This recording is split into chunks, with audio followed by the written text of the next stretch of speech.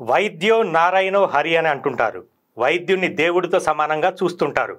ప్రాణం పోసేది ఆ దేవుడైతే ప్రాణాలను నిలబెట్టేది వైద్యుడని గొప్పగా చెప్తుంటారు. అయితే కొందరు వ్యక్తులు వైద్యం పేరుతో అమాయకుల ప్రాణాలను తీస్తున్నారు. కాసుల కోసం కక్కుర్తిపడి డాక్టర్ అవతారం ఎత్తుతున్నారు. నకిలీ వైద్యులుగా మారి డబ్బు కోసం ప్రాణాలతో చెలగాటమాడుతున్నారు.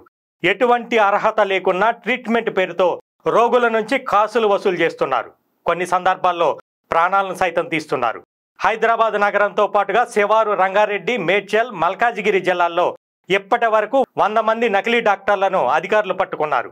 ఎలాంటి ఎంబీబీఎస్ ఇతర వైద్య పట్టాలు లేకుండానే వీరు ప్రాక్టీస్ చేస్తున్నట్లుగా తెలంగాణ మెడికల్ కౌన్సిల్ తనిఖీల్లో గుర్తించారు.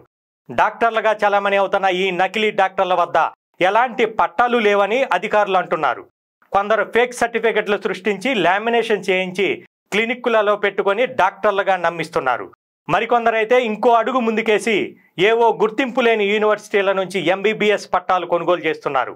వాటి ద్వారా డాక్టర్లుగా అవతారం ఎత్తి హాస్పిటల్స్ నడుపుతున్నారు. తమ సంబంధికుల ద్వారా మెడికల్ షాపులు కూడా పెట్టించి ఎటువంటి అనుమతులు లేకుండానే మెడిసిన్లు సైతం విక్రయిస్తున్నారు.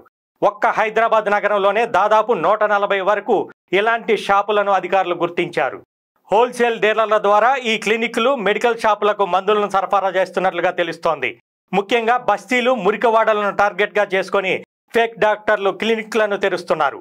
ఎవరికి అనుమానం రాకుండా ఈ నకిలీ డాక్టర్లు 50 రూపాయలు, 100 రూపాయలు వసూలు చేస్తుండటంతో పేదలు ఎక్కువ మంది వీటిని ఆశ్రయిస్తున్నట్టుగా తెలుస్తోంది. వీరి వలలో చిక్కితే ఆరోగ్యం దెబ్బతినడం ఖాయమని నీట్రీ GMC vice chairman doctor Srinivas వెల్లడించారు. ఈ క్లినిక్లకు వెళ్లిన రోగులకు నకిలీ డాక్టర్లు అధిక మోతాదుతో కూడిన మందులను సిఫారసు చేస్తున్నట్లుగా తెలిపారు. ముఖ్యంగా హై యాంటీబయాటిక్స్తో అప్పటికప్పుడు రోగం నయమైనట్లు అనిపించినా దీర్ఘకాలంగా అవి తీవ్ర అనారోగ్య సమస్యలకు దారితీస్తుందని అంటున్నారు.